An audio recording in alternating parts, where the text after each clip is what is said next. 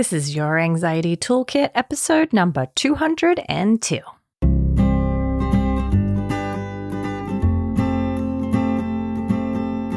Welcome to Your Anxiety Toolkit. I'm your host, Kimberley Quinlan. This podcast is fueled by three main goals. The first goal is to provide you with some extra tools to help you manage your anxiety. Second goal, to inspire you. Anxiety doesn't get to decide how you live your life.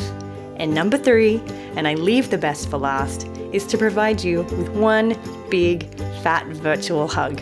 Because experiencing anxiety ain't easy. If that sounds good to you, let's go.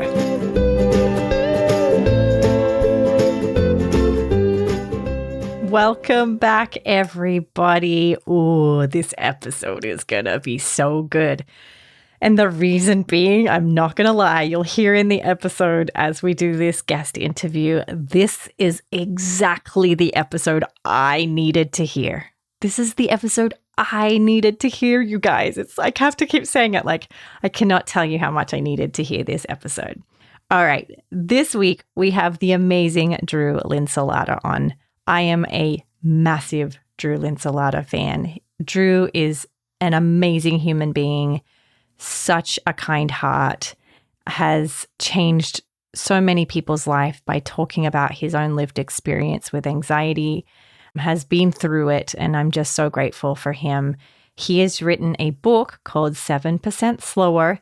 I swear to you, this book was written to me exactly, and he didn't even know it at the time, but it's something that I struggle with. I rush and I run and this is such a message I needed to hear, and I know you will too. So hang out to listen to this amazing episode and hear what Drew has to say. Before we go over to the episode, I would like to do the review of the week. This is from Cynthia, and Cynthia wrote, I am so excited to share these podcasts with my clients. I was first introduced to Kimberley's clear and compassion teaching style when I took the ERP course for therapists. So that's ERP School for CEUs. In the past 3 weeks since taking the course, I recommended both the course and the podcast to my clients. So helpful. Thank you, Kimberley. Thank you so much, Cynthia. I cannot tell you how much joy it brings for me to hear that the work that we're doing is helpful. And thank you to all the therapists who've taken the courses or listened to the podcast and then, of course, go and help their clients because, being a therapist is not an easy job. And I just love to hear therapists who are getting trainings and putting in the hard work because that's just such a great quality to have in a therapist. Okay. Before we again move on, we've got one more segment to do, and this is the I Did a Hard Thing segment. This one is from Becky, and Becky said, I got the COVID vaccine after being terrified for a couple of months. I know a lot of you have had this fear. She went on to say, health anxiety made me fear what could happen to my chronic illness if I had a bad reaction. I cried in the car park, unable to leave the car for the first 20 minutes, but I got out, I lined up, I got it done. And I didn't have an adverse reaction at all. I was so proud of myself. I can't even explain how much anxiety I had to face. I used pure willpower and I knew I wanted to have it and I did it. Holy smokes, Becky, you identified what your values were. You decided to do what your values wanted you to do. You didn't let fear win. You stood up to your fear. You had a good cry. I love people who need to have a good cry first. That's totally okay. And oh my gosh, such an amazing, I did a hard thing. Amazing, amazing. So congratulations, Becky. You did a hard thing and that is so exciting. You just must be so proud. So proud. Okay. All right. Let's get over to the show. Again, I love having you here. Thank you so much for being a part of this amazing community. Seriously, coolest group of human beings on the planet, kindest group of human beings on the planet. I am so proud of this community. So thank you so much. And I hope you enjoy this episode as much as I did. I have made major changes since listening to this book and going through this episode with Drew. I hope you do too. Welcome, everybody. This episode is for you, the listener, but it's actually for me, the podcaster. more than anything. Today we have the amazing Drew Linsalata. I've talked about Drew before. We've done giveaways. We've done a bunch of stuff together on social media. I am a massive Drew fan. So thank you, Drew, for being here today. Oh, you're so sweet. Thank you, Kim. It's my pleasure to be here. Okay. So you are amazing. And I would love if you would share in a minute, people, a little bit about your lived experience with anxiety. Drew is just the coolest human being on the planet. So I'm so excited to share with everybody you, because I think everybody needs Drew in their life. Wow. That's a hell of an intro. But in addition to that, we are today going to talk about something. I'm actually going to try and drop down into my own sort of vulnerability and not just be the host, but also be the listener today, because you are talking about one particular topic that I need to work on. So first of all, tell me a little bit about your background, your story, and we can go from there. Sure. So I have had, unfortunately, I lived an experience with panic disorder, agoraphobia, and intrusive thoughts and things of that nature, clinical depression, on and off from the time I was 19 years old to 1986 up to all the way to around 2008 in varying degrees. So it was a very long time. I was in and out of those problems. They came, they went. I did all the wrong things for a lot of time trying to fix those problems, even though I knew what the right things were, because I've always been a bit of like a behaviorism and cognition geek. And it took me a long time to come around to like, okay, actually solving those problems. I did the medication thing that didn't work out for me. And then I really just took the time to learn what I needed to do behaviorally, cognitively, using those evidence-based things that I know you talk about all the time. And I just used them on myself, and I learned as much as I could from very smart people like you. And I went and did the work and managed to get myself through the recovery from panic disorder and agoraphobia and depression and all of those things. And along the way, the things that I learned, I just started sharing with other people, which is nothing that I invented. I never claimed that I invent any of this stuff. I just became a really good messenger, I guess, in terms of explaining, well, I learned this and then I used it this way. And that led to just sort of helping people online back in 2008, 2009, as I was going through it. And that led to continuing to do it. And that led to like starting my own podcast back in 2014, like talking to nobody with a $4 app on my phone. But it just seemed like the right thing to do to try and pay the help forward, because I had a lot of supportive people who rallied around me. And that just one thing led to another. And here we are. And, and the podcast has just kept going, and it has led to writing 2 books about this sort of stuff. One is my story and one is the recovery guide that I wrote. And here I am still kind of educating about this topic and advocating and supporting where I can and just trying to contribute to the community, because I felt like the community in its form that it was in 10, 15 years ago was so helpful to me. And I just feel like I want to give as much of that back as I can. So, yeah. So you've written, I'm giggling. So for everyone listening, if you hear me giggling, it's not because it's particularly funny. It's just so ironic to me. Is you wrote a book called 7% Slower. Yes. Now, I probably tell my clients every single day they need to slow down. I have done a podcast on slowing down, but it is probably the safety behavior I fall into the most. And I don't do a ton of safety behaviors anymore, but this one is just so ingrained in me. So I read your book. Thank you so much. Not only is it an amazing read, but you're hilarious.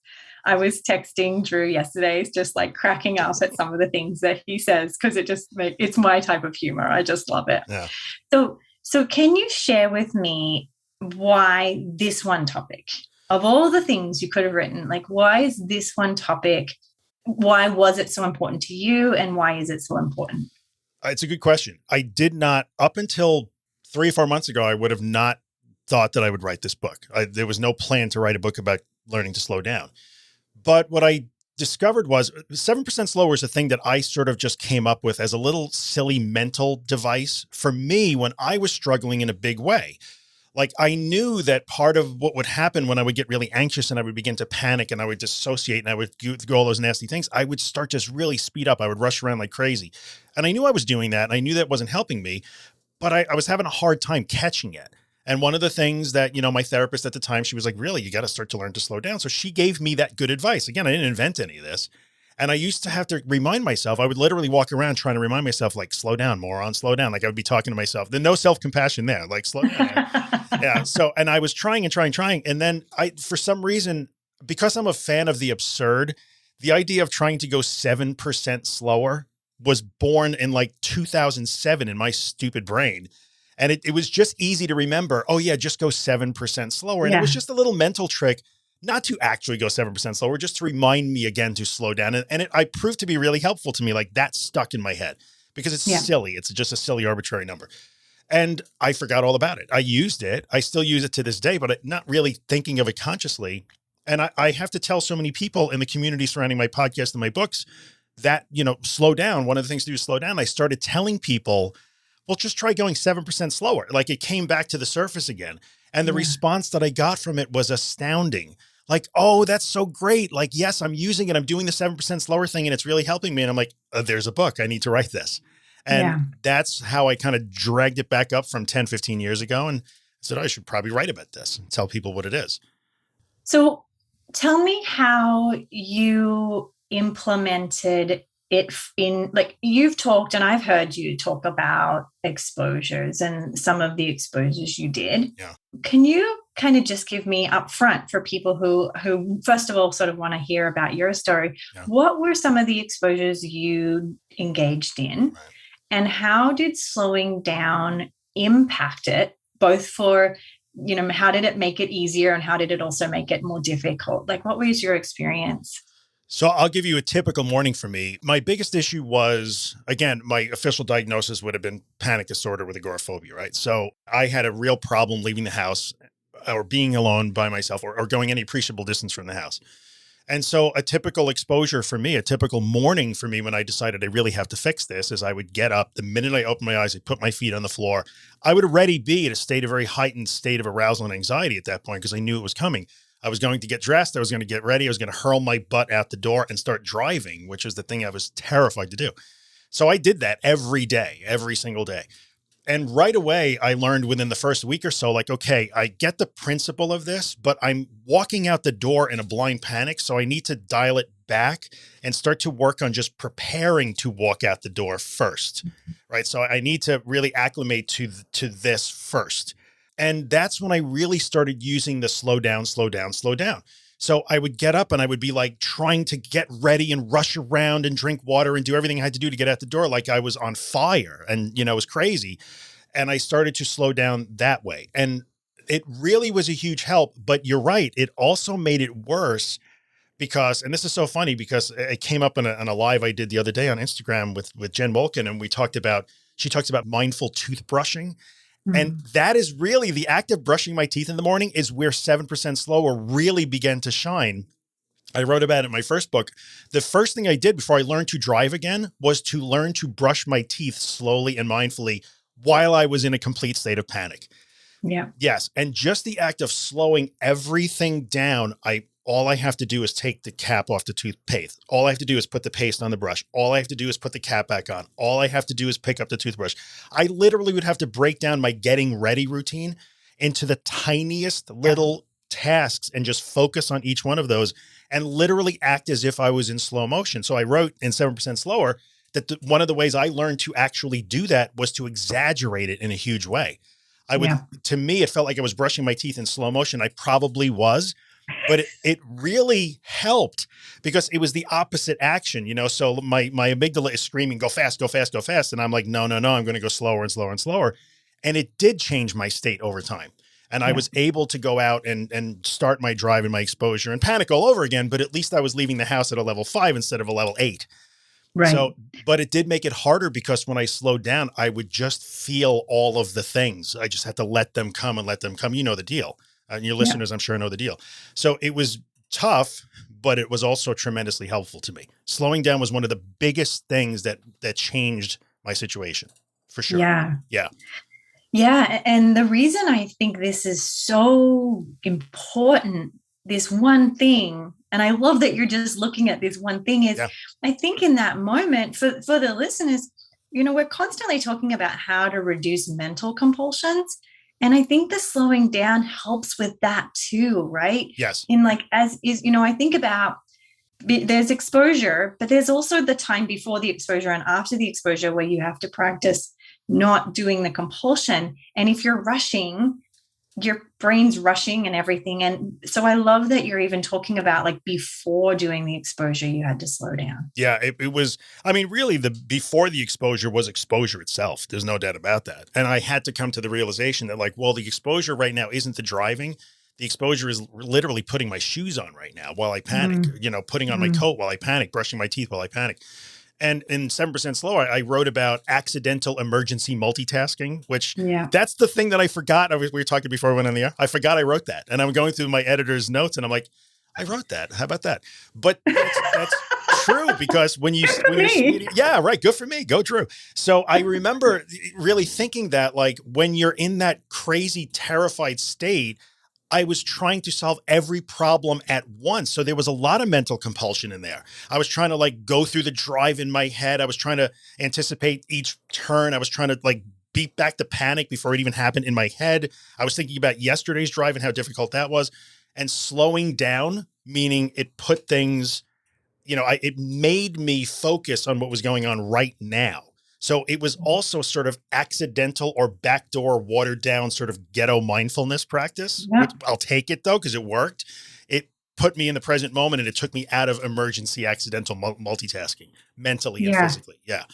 No, I think I wouldn't say that I think it's pure mindfulness, right?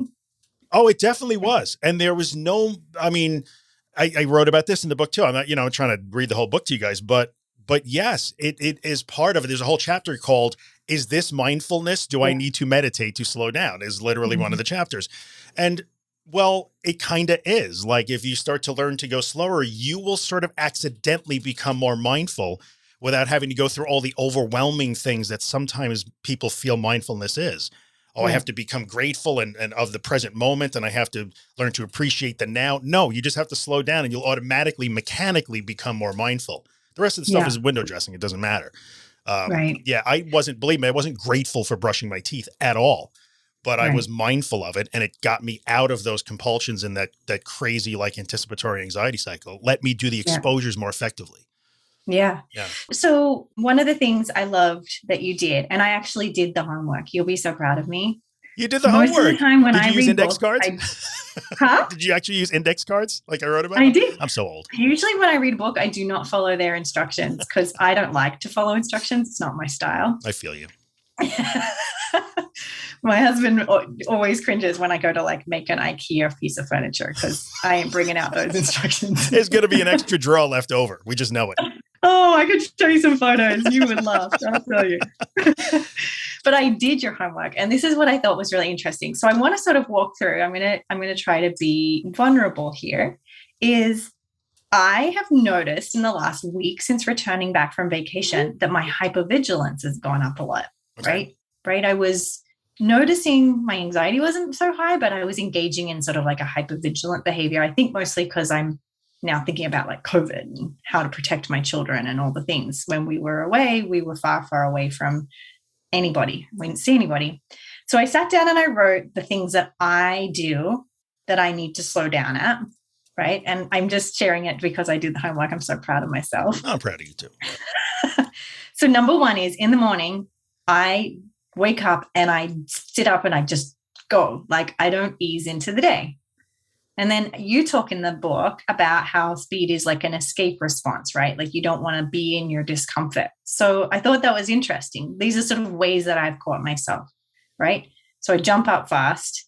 Like, how can I not feel my discomfort about the day? Another one is I rush during emails. And the big one, which I'm not happy about, is I multitask. Now, I want to get your opinion on this as my dear friend. Most people are pro multitasking, but why would multitasking be bad for anxiety? Okay. So I will preface this by saying I used to think that my ability, and I will multitask like a mofo, like I'm good at it. I know that cognitive scientists will tell me that I'm not, because there's no such thing.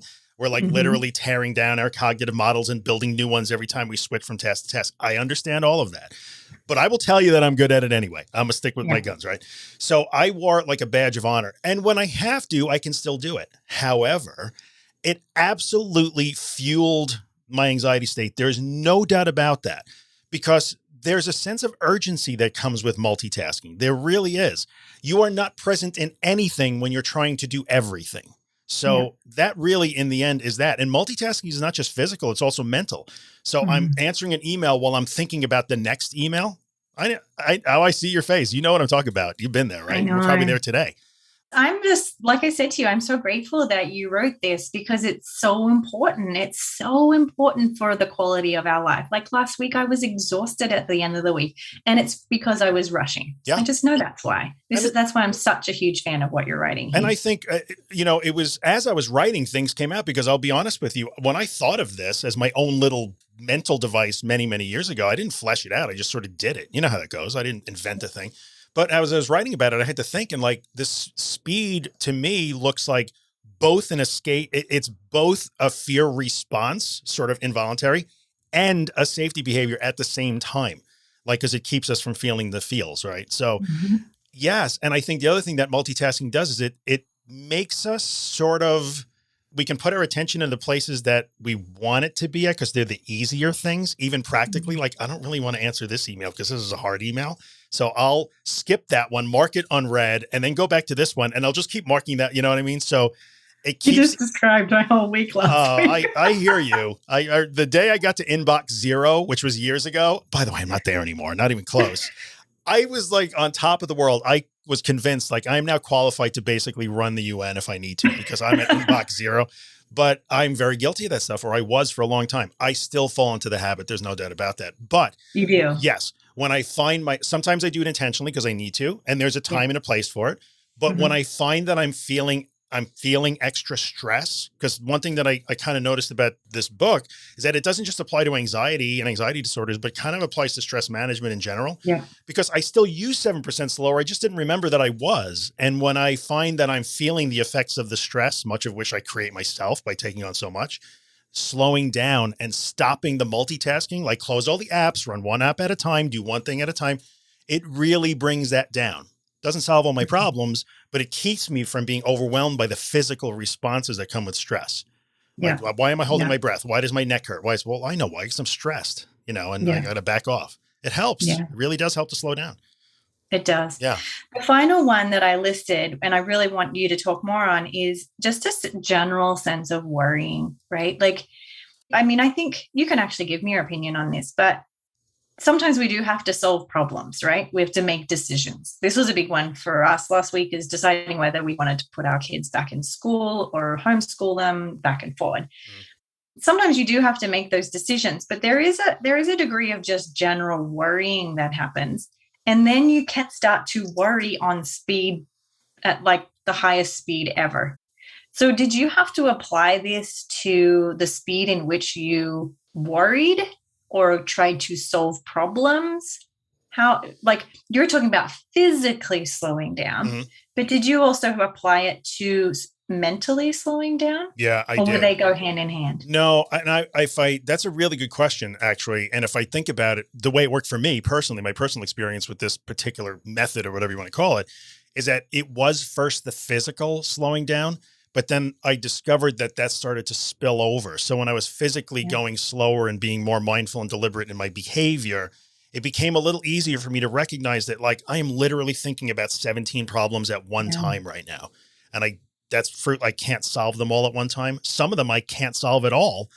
All of which are probably unsolvable. Yes, like many of them. Exactly. And it really helped me clarify that habit that I have. I'm just going to think. I'm thinking all the time. I think anyway, but I was thinking very maladaptively in those days in a big way. I was a prisoner to my thoughts and the thinking process. And it really helped me break that cycle. It's always important for me to say, slowing down and going 7% slower is not a cure for all of this or anything like that. It's not magic.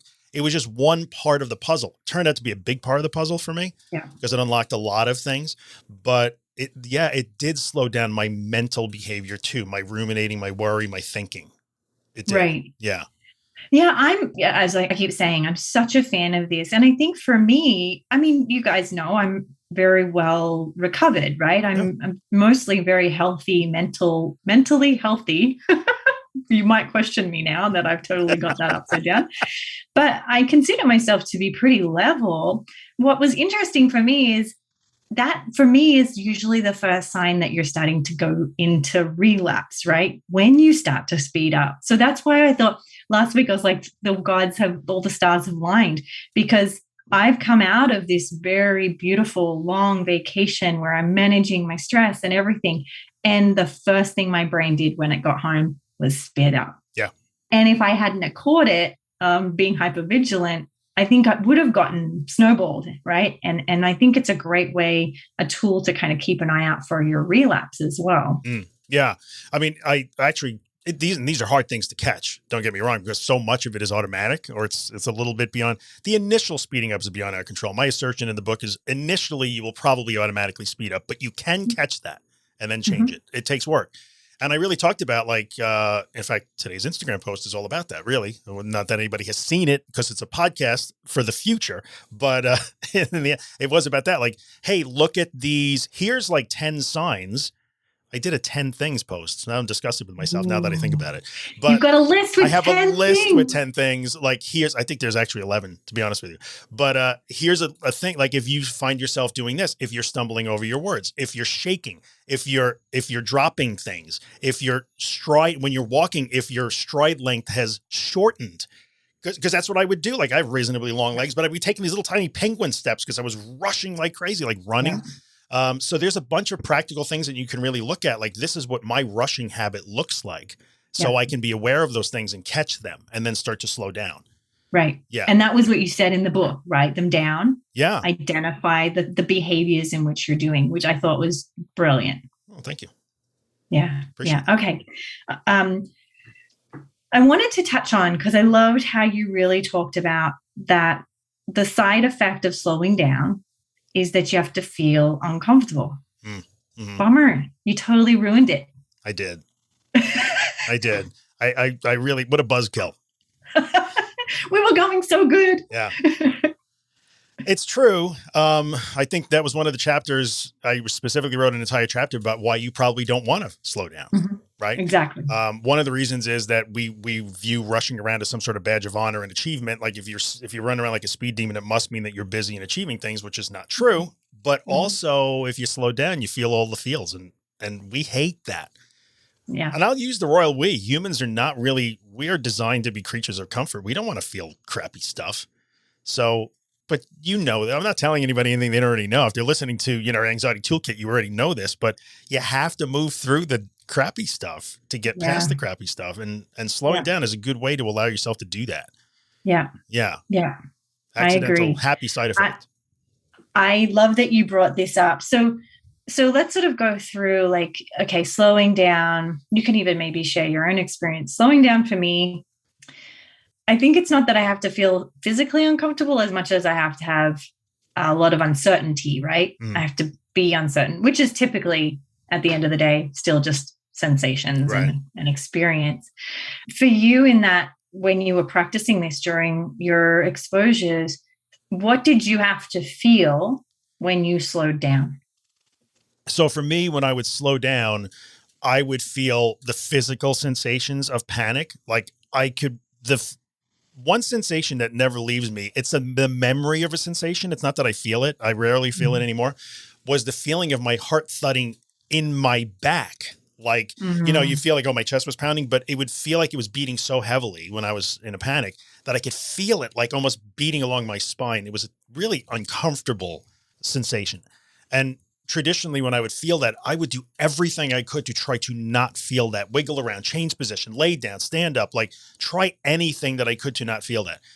One of the key things, and I felt all the physical sensations, but that one sticks in my memory, was when I started to slow down, I had no choice but to let my heart pound like lead against my spine.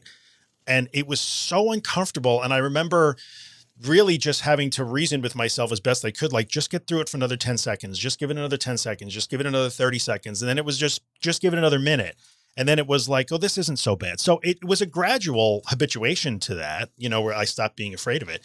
And slowing down meant I had to feel that. There was no more shield against feeling it. If I'm going to stand in the bathroom and slowly brush my teeth, and I'm going to feel that. but I also heard the thoughts very loudly when I slowed down. And the thoughts would be, panic type thoughts like, oh my God, what if it's not anxiety this time? What if I'm having a heart attack? What if this is a stroke? It does happen to people, even though I'm only 30 years old or whatever I was at the time. This can happen. What if? Those thoughts were already loud. And when I slowed down, I essentially turned down all the other sound. So those thoughts were really, really, really loud. And I would literally have to practice. It forced me to practice. Like that could be, but it's not likely. I would have to say that all the time. That could be, but it's not likely. Could be, but it's not likely. Yeah. And it just forced me to practice. So I would feel the physical sensations and hear my thoughts so much louder. Hated it. Right. Hated it. I'm so glad that you mentioned that. I mean, I can only imagine too, when we have those symptoms that aren't textbook, like you feel your heart in your back. Yeah. It's hard to just let that be there, right? It's like, you and I have joked a lot, like all the Instagram posts about like, these are the 12 ways to feel a panic attack. But when you don't have something on that list, I know. And when you have something additional, that's scary, right? Yeah. Oh crap. I've got 6 things that aren't even on that list. What does that mean? What does that mean? Here's an interesting thing that you just made me think of now. The other thing that slowing down accomplished, and this was a happy accident also, is I like to look at it as like, imagine anxiety is a room, right? So when your lizard brain, when your amygdala is in charge, it fills the entire room. So like prefrontal cortex stuff has no room. It's like pressed against the walls. It's being pushed out the door. There's no reasoning at all. When I slowed down, I actually made a little bit of room for like prefrontal cortex to chime in. So like, Winston and Seif, they will talk about wise mind, in their writing, like wise mind had a chance to chime in where I was able to say, okay, Drew, like, yes, this isn't on the list of usual stuff, but you have felt things like this 10,000 times and all indicators are you're healthy as a horse. You're in great shape. It's okay. And it allowed me to tolerate that uncertainty a lot more because I was able to reason a little bit more. I was not able to talk myself off the ledge, but I was able to insert just enough reasoning because it gave me a little bit of room to work in.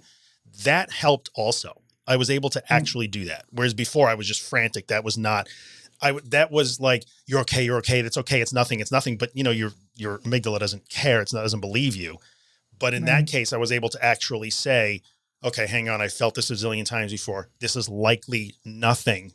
Okay, I can go with that. I'm going to roll the dice on that. I'm good with it. Right. You can see the trends that have been playing out instead of thinking like it's the first time it's ever happened, even though it's happened a million times. Yeah. So practicing slowing down gave me a little bit of space for that stuff to get a little foothold, little handhold. And then it grew, Yeah. Yeah. So it's interesting because I'll share with you a big part of my recovery has been considered what I have been calling a walking meditation. So I did a lot of meditation training in the latter stage of my recovery. And I don't love to sit and meditate because it's uncomfortable, right? But what I love to do is the Zen practice of walking meditation. And so I've often called friends and said to them, this is an accountability call. I have to do a walking meditation all day. And then when you're writing this, I'm like, that's what I was doing. I was slowing down. And I've just been just calling it something different. So I thought that was really fascinating because in the Zen practice, we do a lot of walking meditation, right? Yeah. Being aware slowly as you engage in the day. Which is something that I think a lot of people have a hard time putting their brain around. In the beginning, I think it's hard to do that. Like being mindful in motion, right? So to me, meditation, like I always say mindfulness to me is like meditation in motion. I don't know if that makes any sense, but that's the way that is what it is. Okay. So that's the way I've always thought of it for myself. Like, well, first I learned to meditate and then I put it in motion so that I could be meditative even in a meeting or on a phone call or driving my car. Like that's possible. But that's the thing you have to learn. But that's part of slowing down also. Like when you do your walking meditation, you're intentionally slowing down. Yeah. Yeah. So. Yeah, I think I would even invite the listeners to think about when are you the most calm is usually or coping the best is when you're actually slowed down. For me, it's when I'm with a client. When I'm with a client, I can't multitask. I am so with them. And it's their pace, which is not my pace. I can't speak at a rapid 2 times speed formula in session. And that's where I feel the most connected. And that's where I feel just wonderful. And that's there it is right there. Like Yeah. it's forcing me to slow down. So I think it's helpful also to look at where are you actually being slow? Where are you forced to slow down and how are you coping in those situations? Yeah, when you have no choice, you can actually try and remember, well, what does it look like for you? It'd be like, well, what does it look like when I'm in a session? I just have to do Yeah. that. When you're not sure, well, let me just go to what that feeling is. Yeah. And those things to me also, the last chapter of the book is called Beyond 7% Slower, because to me, that skill that I developed accidentally years ago serves me well now. So Yeah. one of the things in business that I get told all the time, and people always say, like, the building could be on fire and you're just, I mean, I was a dude that couldn't leave his bathroom. I was so panicked and like so agoraphobic. And they're like, you're just, you just, no problem. You do this, you get a bucket, we'll put it out. Everything's going to be cool. That's the slowing down. And when you learn to do that and you cultivate that skill, not only can it help you in sort of your recovery, journey, but it stays with you for a long time. And it brings out the superpowers. We sometimes think that like rushing and multitasking is the superpower. Not really. Slowing down and letting each of your individual strengths and skills shine through because they can, because you've given them space. That's where your real superpowers come out. That's probably where you are the most effective as a clinician, is when you slow down and you're in that session. Or as a parent, right? Or as a wife, or as a anything. human, right? Everything. Yeah, everything. Right? So not to get all preachy about it, but I think it goes well beyond just the anxiety and stress thing. It's a good life skill in general. 100%. 100%. Okay. I have one more question. Sure. I've purposely not tried to go down like the tips and tools because I just want people to actually buy the book and just go through it like I did, writing it down and really addressing it. But you talk about one thing that I wanted to talk about, which is the 90-second timer. Oh, okay. I have to search through my Ulysses app to where did I write about 90 seconds? See, we just did this. We just did this, right? So you talked about, so let me tell you what I found was so helpful is you said a reminder, right? Every 90 seconds to slow down. Yes. So tell me, like, how important is that? Does it have to be 90 seconds? Like, was that a big piece of you retraining your brain? What did that look like? Again, that was my own. Yeah, that's right. I did do that. And I did write about it. So, and we can talk about it a little bit. That's fine. What I did was I had like an original iPhone, like OG iPhone, and I had this stupid timer, and I had this timer in there for 90 seconds. I use 90 seconds. I don't care what you use. I don't think the number is magical in any way. But when I was getting into that panic state, and when I started doing my morning routine to prepare to do my driving exposures, I would just set the timer and it would repeat every 90 seconds. And that silly little timer would bring me back to slow down, slow down, slow down. It was just a cue. That's all it was, a silly little mental thing. Yeah. Do I think it's critical for people? Some people might not need it, but if you do need it, I don't see that there's any crime in using it. And you could do it every 30 seconds, 60 seconds, every 2 minutes. It doesn't matter. It was nothing more than an auditory cue to remind me to slow down, slow down, slow down, slow down. The reason I bring it up is that has been crucial for me in all of my recovery, no matter what it is reminders. I think that it's easy to go into autopilot. And I love that you mentioned that because I am a sticky note fan. I talk about it in my book. I love reminders. Like that's a crucial part of my existence. So I just love that you brought that up because I think that we always have sticky notes like don't forget to get eggs. Yes. And you've got to make a phone call. And this is the opposite of that, which is like, slow on down, hun, like bring it down a notch. Kind of, because our reminders are usually to remind us to do things faster now. Don't forget them, get them done. Urgent. Yes, urgent. And you know, the funny thing about this, the thing was, I don't have my phone with me here, but the sound was that stupid like submarine alarm, like, which you would think I would have made a silly little, I don't know, like chimey, gentle thing, but I intentionally did that because it was jarring. I needed it to jar me into, it was kind of weird. I did not have to use the 90-second timer for months and months on end. It was in the beginning. It became very helpful to me. And then I spread the timer out to 2 minutes and then 5 minutes. And then I just didn't have to use a timer anymore. So it was adaptive. I don't want anybody to think like I live my life based on this silly timer going off all the time. That's not the way this works.